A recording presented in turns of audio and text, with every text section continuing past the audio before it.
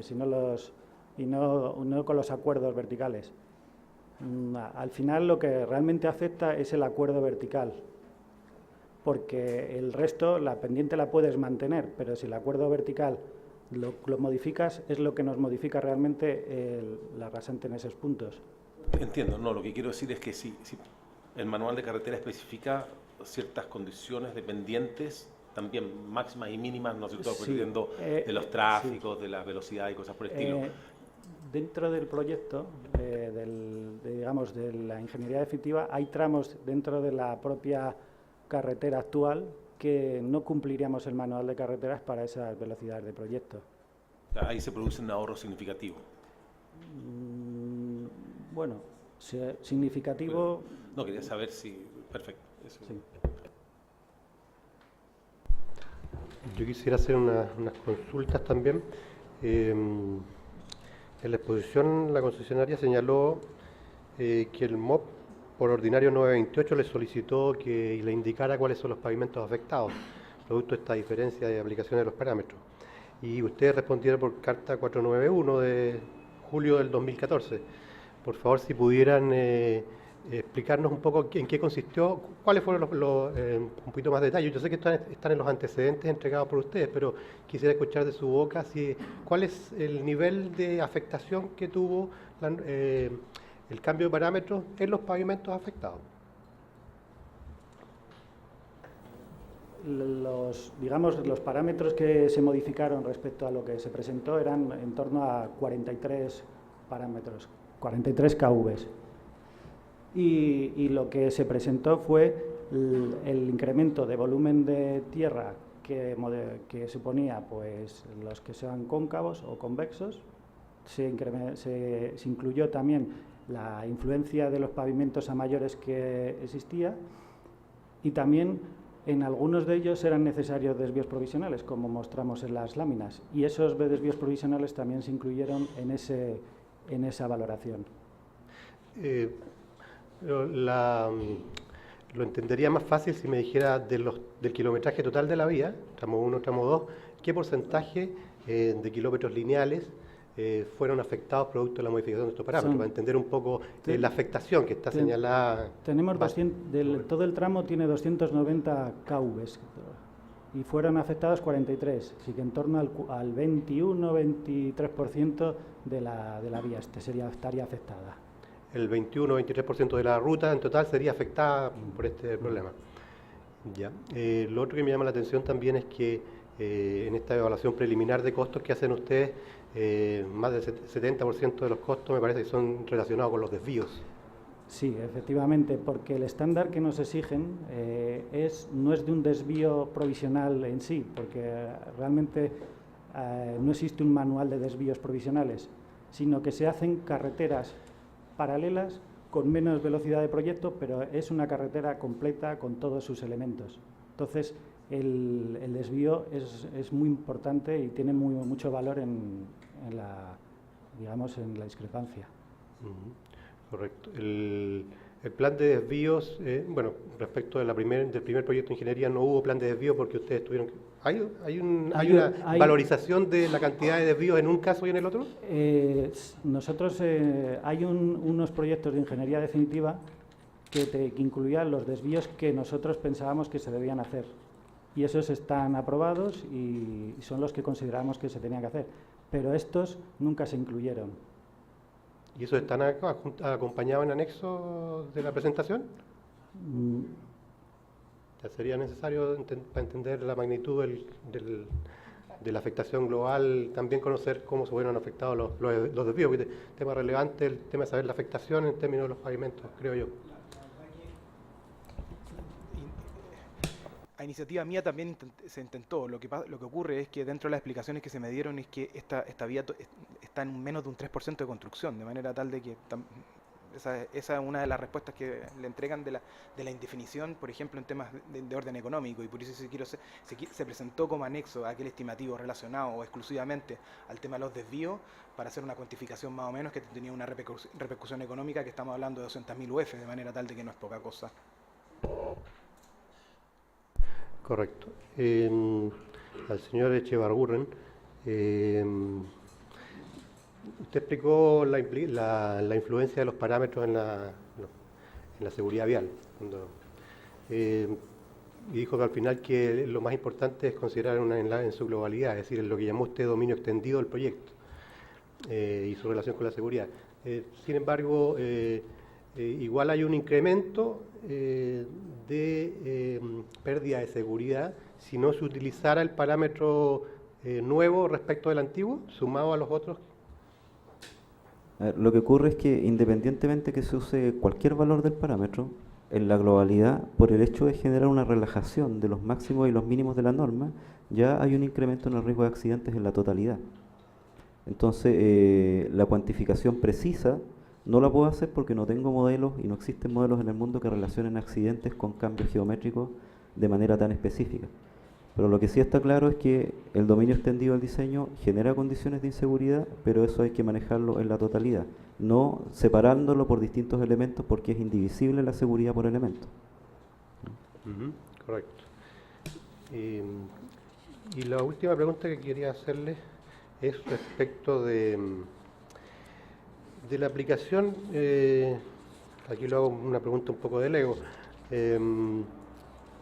que en su presentación la concesionaria hace respecto del Código Civil.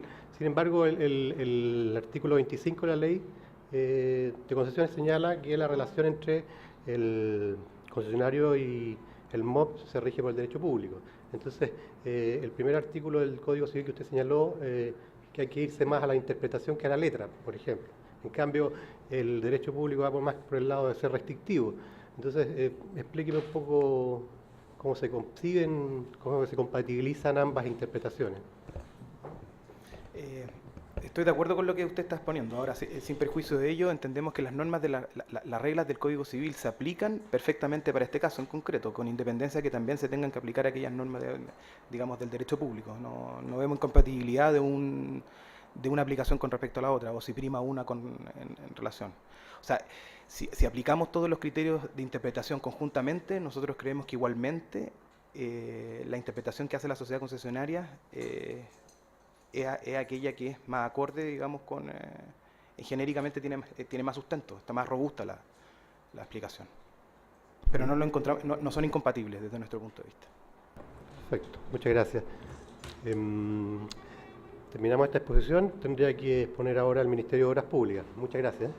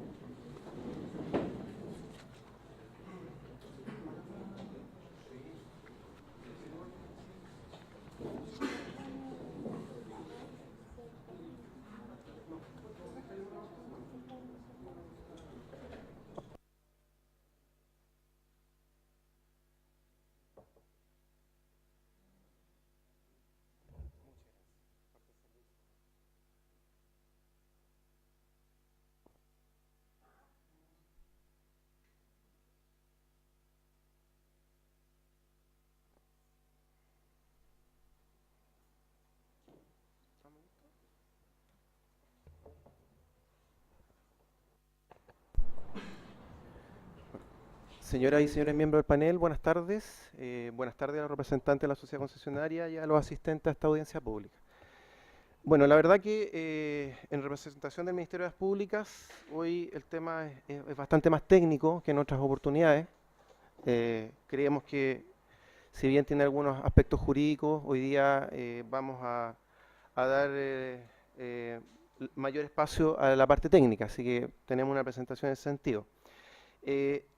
Por mi parte, solamente quería hacer algunas precisiones respecto a los planteamientos de esta discrepancia y que dice relación a un tema de contexto, que lo hago presente al panel, y algunos aspectos que echamos de menos en la presentación de la sociedad concesionaria. La verdad que todo el relato de la sociedad concesionaria se ha circunscrito muy específicamente en el tema de la acepción, que es un tema bien particular dentro del contexto del contrato.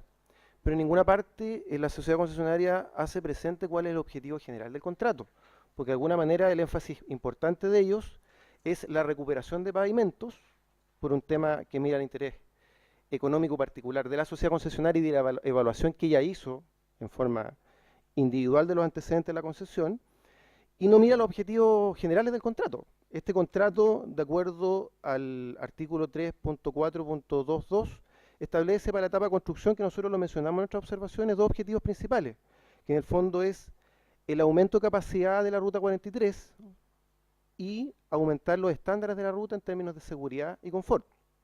Ahora, ¿por qué hago esa mención?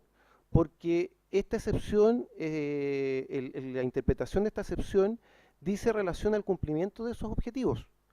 Para la sociedad concesionaria, eminentemente es un tema económico, porque lo que ellos pretenden con su tesis es lograr un mayor aprovechamiento de la ruta existente. La pregunta nuestra es cómo ellos concilian ese interés particular con el interés público que hay involucrado en el contrato de aumentar la capacidad y dotar de un mejor estándar la ruta, en el sentido de que si no mejoramos la ruta, los estándares de velocidad no van a aumentar, por lo tanto no se estarían cumpliendo los objetivos generales del contrato, versus o en desmedro o favoreciendo, mejor dicho, el interés particular del concesionario, que en el fondo aprovechar la mayor cantidad de pavimentos posible.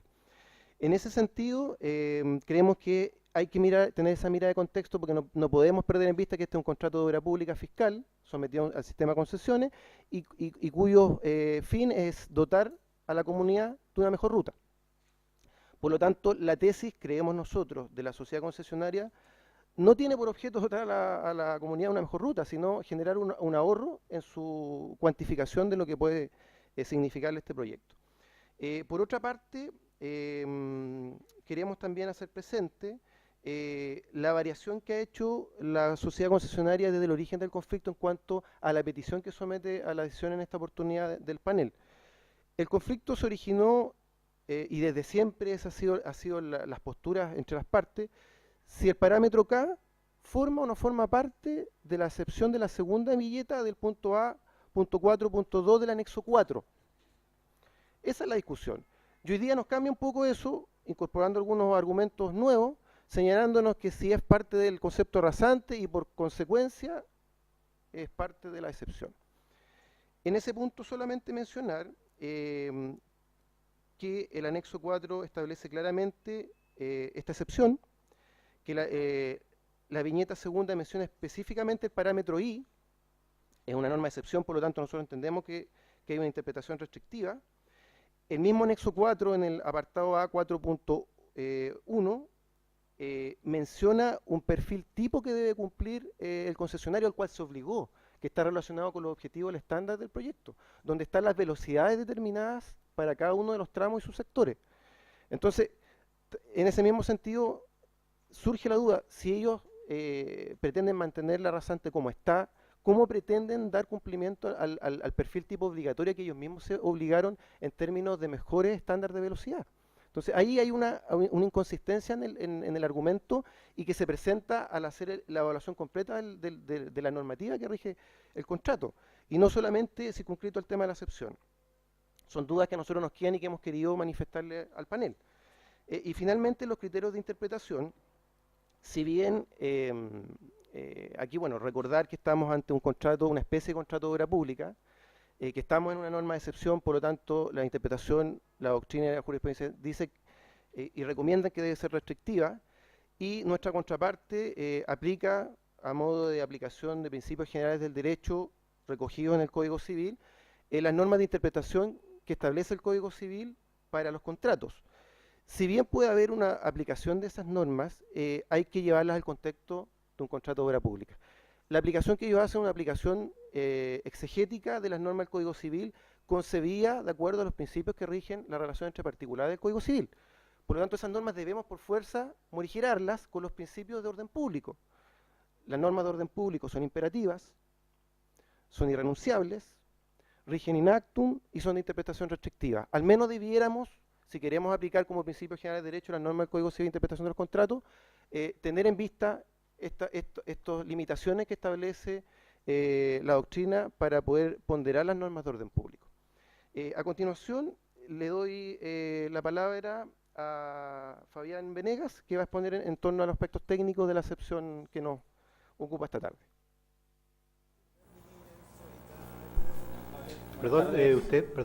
Fabián Venegas de... Mi nombre es Fabián Venegas y soy integrante de la Unidad de Ingeniería de la Coordinación de Concesiones de Obras Públicas.